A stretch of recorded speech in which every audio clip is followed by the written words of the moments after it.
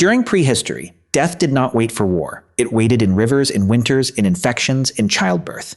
Sometimes surviving the day was the greatest victory available to a human being. These were the worst ways to die in prehistory, and some of them were waiting long before you were born. Number 10. The fall you never walked away from. For most people alive today, a broken leg is painful. For most people in prehistory, it could be fatal. The Ice Age world was not flat. It was rivers, cliffs, ice, loose rocks, steep hills, sharp slopes. Humans climbed because food required climbing. Humans crossed dangerous ground because survival required movement. Hunters followed animals into places where one mistake could become permanent. A fall does not need to be dramatic to become deadly. A twisted ankle slows you down. A broken wrist stops you from carrying. A damaged leg stops you from moving with the group. And in prehistory, falling behind could be just as dangerous as falling itself. There were no hospitals, no surgery, no rescue teams, no helicopters. Sometimes your best chance of survival was simply the people standing next to you. Archaeological remains show healed fractures that could only have healed because someone stayed behind to help. That tells us something important. People survived terrible injuries, but many others almost certainly did not. The fall itself was not always the killer. Isolation often finished the job. Number 9. The water that looked safe. Humans need water. Humans have always needed water. Every migration follows it. Every camp depends on it. Every animal eventually moves toward it. That makes water one of the oldest traps in human history. Rivers flood. Ice breaks. Currents hide beneath calm surfaces. A crossing that looked safe in the morning could become impossible by sunset. Children disappear quickly near water. Adults disappear too, especially tired adults, especially hungry adults, especially cold adults. The Ice Age made all three common. Water creates another problem. Predators understand it. Animals gather near rivers, hunters gather near rivers, predators gather near rivers too. The same place that gives life also concentrates danger. For prehistoric humans, water was survival. That did not mean it was safe. Number 8. The predator you never saw. Modern humans often imagine prehistory as a war against monsters. Reality was stranger. Most predators never wanted to fight healthy adults carrying weapons. Predators prefer easier choices: children, the injured, the isolated, the distracted, the exhausted. Large cats attack from close range. Crocodiles attack from below. Birds of prey attack from above. Some dangers announce themselves. Others never did. A predator you can see is frightening. A predator you never see is something else entirely. Many ancient predators shared the same rivers, the same forests, the same migration routes. Humans entered their world, not the other way around. For most of prehistory, survival often depended on recognizing danger before danger recognized you. Number 7. The animal that wasn't hunting you. Predators were dangerous, but some of the largest killers in prehistory were not predators at all. A mammoth does not need to hunt you to kill you. Neither does a bison, or an aurochs, or a woolly rhinoceros. Animals at large do not experience fear the same way humans do. They experience pressure, noise, movement, confusion. A frightened animal weighing several tons becomes a natural disaster with legs. A charging bison does not care whether you are a hunter or a child. A mammoth protecting its young does not care whether the spear in your hand was meant for it or not. The danger comes from being close enough to matter. Modern elephants kill hundreds of people every year, not because they hunt humans, but because sometimes humans are simply in the wrong place at the wrong time. The Ice Age was full of animals much larger than modern elephants, much stronger, much more heavily armed. Horns, tusks, hooves, mass. Prehistoric humans spent their lives surrounded by moving mountains. Sometimes survival had nothing to do with winning. Sometimes survival meant staying out of the way.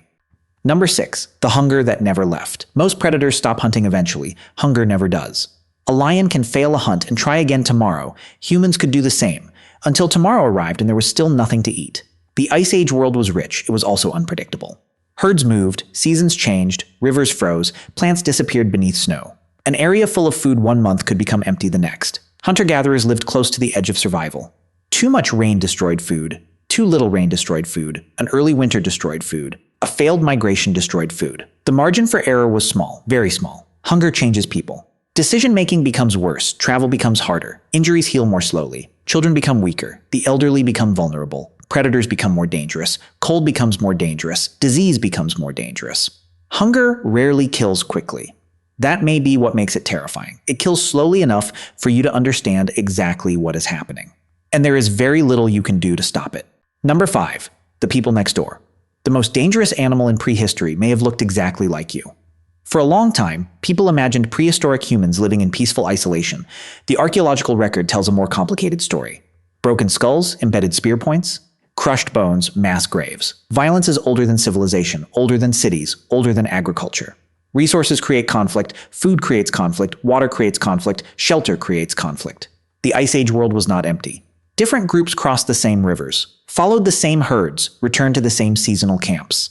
Overlap creates competition, competition creates tension, tension creates violence. Predators attack because they are hungry. Humans can attack for reasons that are much harder to predict: fear, territory, revenge, opportunity. That unpredictability changes everything. A wolf behaves like a wolf, a lion behaves like a lion, humans can behave like almost anything. That has always made us dangerous, long before kingdoms, long before armies, long before history began. Number 4, the wound that never healed. Today, a cut on your hand is an inconvenience. In prehistory, it could become a countdown. A stone blade slips, a thorn pierces skin, a tooth cracks, a spear shaft tears flesh. The injury itself may not be serious. The problem comes later. Dirt enters the wound, bacteria enters the wound, the body begins to fight. Sometimes it wins, sometimes it doesn't. Modern medicine has made infection feel ordinary, antibiotics arrive, the fever disappears, life continues. For most of human history, that future did not exist. A swollen hand becomes a useless hand. A useless hand becomes a burden. A burden slows the group, the infection spreads, the fever rises, days become dangerous, weeks become impossible. Archaeologists have found skeletons carrying signs of healed infections and damaged bones that survived for years. Those discoveries tell us something remarkable. Humans cared for each other, they shared food, they carried the injured, they protected the weak. But those same discoveries tell us something else. For every survivor whose bones reached us, many others never had the chance. The cut itself was rarely the killer. What followed usually was. Number 3, the disease you could not see. Most dangers in prehistory had shapes, teeth, claws, tusks. Disease had none of them. You cannot outrun a fever. You cannot scare away an infection. You cannot negotiate with parasites. For prehistoric humans, the enemy often lived inside the body itself. Contaminated water, spoiled food, parasites, respiratory infections, stomach diseases, the list was endless. Children paid the highest price. The elderly paid it too. Small communities could lose knowledge as easily as they lost people. A hunter dies, skills disappear. A mother dies, experience disappears. An elder dies, memory disappears. Disease does not need to kill everyone. Sometimes it only needs to kill the wrong person. That may be one of the cruelest parts of illness. Predators choose targets, disease often does not. It arrives, it spreads, and it lets chance decide the rest. Number 2, the birth that could kill 2 people. For much of human history, birth was not a celebration first, it was a risk first. Human babies are unusual, their heads are large, human bodies walk upright. Those 2 facts created a problem that followed our species for hundreds of thousands of years. Childbirth became dangerous, dangerously dangerous. Modern hospitals hide how extraordinary survival really is. Doctors exist, medicine exists, surgery exists, blood transfusions exist. For prehistoric mothers, none of those existed.